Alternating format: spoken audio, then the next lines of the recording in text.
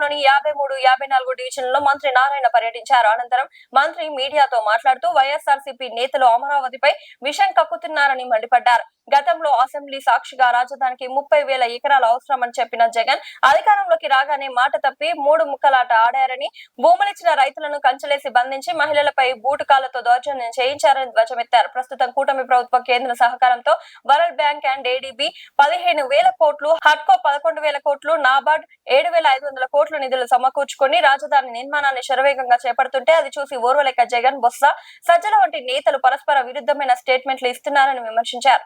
జగన్ అమరావతిపై తన స్పష్టమైన వైఖరిని ప్రకటించాలని డిమాండ్ చేస్తూ ప్రజలను గందరగోళానికి గురి చేయడం మానుకోకపోతే వచ్చే ఎన్నికల్లో వైఎస్ఆర్సీపీకి ఆ 11 సీట్లు కూడా రావని ఘాటుగా హెచ్చరించారు.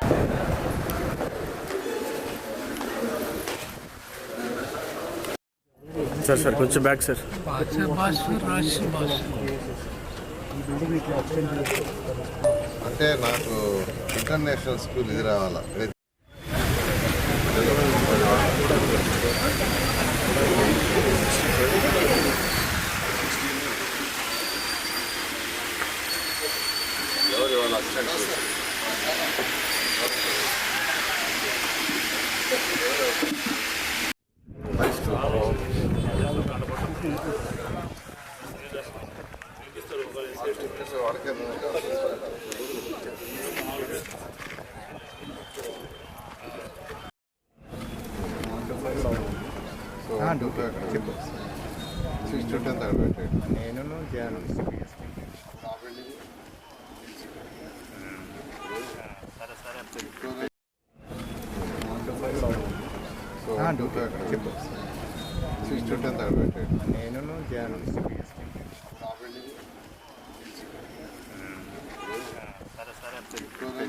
హోటల్స్, బ్యాంకులు, ఇన్సూరెన్స్ కంపెనీలు, ఇలా ఎంతోమంది అక్కడ వర్క్ స్టార్ట్ చేశారు. బ్రహ్మాండంగా జరుగుతుంది. ప్రపంచంలో టాప్ 5 రాజధానులు ఒకటి కావాలని ముఖ్యమంత్రి గారు ఆదేశించారు. దాని ప్రకారం ఇద్దరు జరుగుతుంటే విషం కక్కుతున్నారు. అంటే వాళ్ళు ఎక్స్పెక్ట్ చేయాల ఈ ప్రభుత్వం వచ్చిన తర్వాత ఇంత ఫాస్ట్గా జరగద్దని. ఎందుకంటే ఖజానా ఖాళీ చేసి వెళ్ళిపోయారు, డబ్బులు లేవు, ఈ డబ్బులు ఆడిని ఎట్టకడతారని.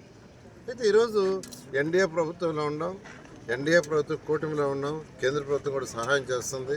చక్కగా 11,000 కోట్ల అడ్కో లోన్ ఇచ్చింది, 15,000 కోట్లు వరల్డ్ బ్యాంక్ ఏడీపీ ఇచ్చినాయి. మళ్ళీ అవార్డు 7,500 ఇచ్చింది. మరొక బ్యాంక్ దగ్గర 7,500 తెచ్చాం. బ్రహ్మాండంగా వచ్చేస్తాయి. ఈ సందర్భంలో ఏం మాట్లాడి ఈ మధ్య వచ్చి వాళ్ళ నాయకుడు రివర్ బేస్కి రివర్ బండికి సంబంధం లేకుండా చెప్పారు.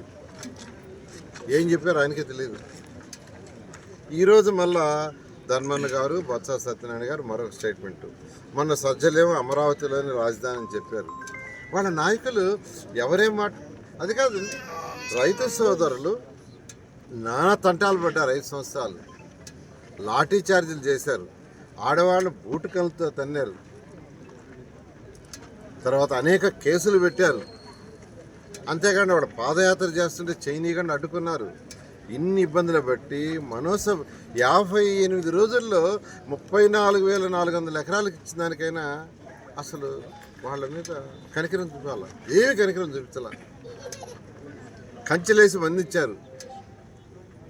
అయితే ఈ ప్రభుత్వం రాగానే అమరావతి రాజధాని కడుతుంటే ఆయన జగన్మోహన్ రెడ్డి గారు ఒక మాట చెప్పారు, సజ్జలు ఒక మాట చెప్పారు.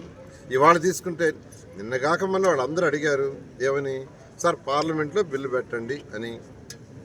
దానికి గవర్నర్ ముఖ్యమంత్రి గారు కేంద్రంతో మాట్లాడారు. కేంద్రం ఇన్ ప్రిన్సిపల్ యాక్సెప్ట్ చేసింది. మీరు అసెంబ్లీలో రిజర్వేషన్ చేసి పంపించమన్నారు. మనం రిజర్వేషన్ చేసి చక్కగా పంపించాను ఢిల్లీకి. రిజర్వేషన్ చేసి పంపించారు కానివ్వండి, ఆ రైతులు ఆనందంగా ఉంటారు, వాళ్ళ ఆనందమే మనకు కావాలని అనుకోకుండా ఇది ఒక శాడిజం. ఒక ప్రణాళిక లేదు, ఒక డెసిషన్ మీద లేదు, అంటే దీని మీద స్టిక్ ఆన్ అవుతాం లేదు. రోజుకు ఒక మాట అంటే ప్రజల్ని కన్ఫ్యూజ్ చేయాలా. ప్రజల్ని ఏం చేయాలంటే కన్ఫ్యూజ్ చేసేసి ఇంకా అమరావతి మీద సందిగ్ధత అంటే ఒక ఇండెసివ్ చేయాలి. అదే వాళ్ళ ఉద్దేశం. ఎంతో వేగవంతం జరుగుతుంది. పక్క రాష్ట్రాలు అనుకుంటున్నారు, తమిళనాడు పోతే తమిళనాడు అన్నారు అమరావతి బ్రహ్మాండంగా జరుగుతుంది కదా సార్ అని. హైదరాబాద్ పోతే అదే అంటున్నారు, కర్ణాటక పోతే అదే, మహారాష్ట్రలో అంటున్నారు, ఢిల్లీలో అంటున్నారు. అమరావతి బ్రహ్మాండంగా జరుగుతుందంట, దాన్ని ఓరలేకపోతున్నారు. ఇది కరెక్ట్ కాదండి. మీరు ఇలాగానే ఉంటే అసలు మీ నాయకుడు చెప్పేయాలి.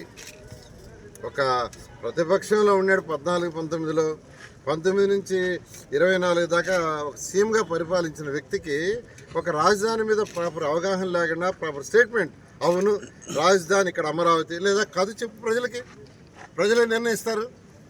You decide.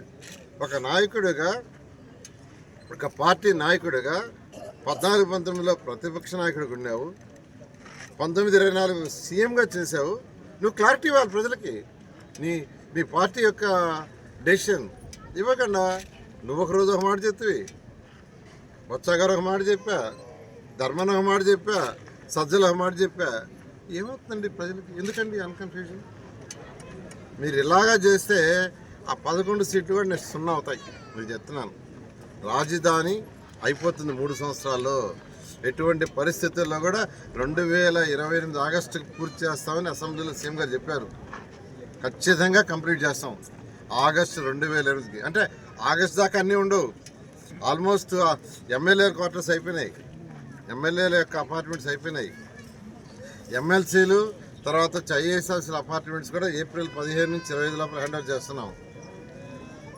ఆ తర్వాత మరొక 15 రోజులు 30 రోజుల్లో జడ్జెస్ మంగళాలు, మంత్రుల మంగళాలు, సీనియర్ ర్యాప్స్ మంగళాలు హ్యాండ్ ఓవర్ చేస్తున్నాం. అదేవిధంగా టైప్ 1, టైప్ 2, గ్రూప్ డి, అదేవిధంగా గెస్టెడ్ ఆఫీసర్ వీళ్ళందరూ కూడా ఏప్రిల్ 15 కొన్ని, ఏప్రిల్ ఎండ్ కొన్ని, మే 15 కొన్ని, మే ఎండ్ కొన్ని హ్యాండ్ ఓవర్ చేస్తున్నాం. ఆగమా ఏమి? కాబట్టి ట్రంక్ రోడ్స్ తీస్తే నెక్స్ట్ ఇయర్కి అయిపోతాయి. 28 కూడా కాదు, 27కి అయిపోతాయి. లేఅవుట్స్ రోడ్ కూడా మెజారిటీ 27కి అయిపోతాయి. కాబట్టి అమరావతి అనేది ఆగదు. బట్ మీరు మీ స్టాండ్ ఏదో చెప్పండి, మీ స్టాండ్ క్లియర్గా చెప్పండి. ఒక నాయకుడిగా జగన్మోహన్ రెడ్డి గారు ఎక్స్ సీఎం, తర్వాత వచ్చి నాయకుడు ఒక పార్టీకి మీరు ఖచ్చితంగా చెప్పాలి. చెప్పకుండా ఇలా ప్రజలు చేస్తే మాత్రం ఖచ్చితంగా వాళ్ళే బుద్ధి చెప్తారు.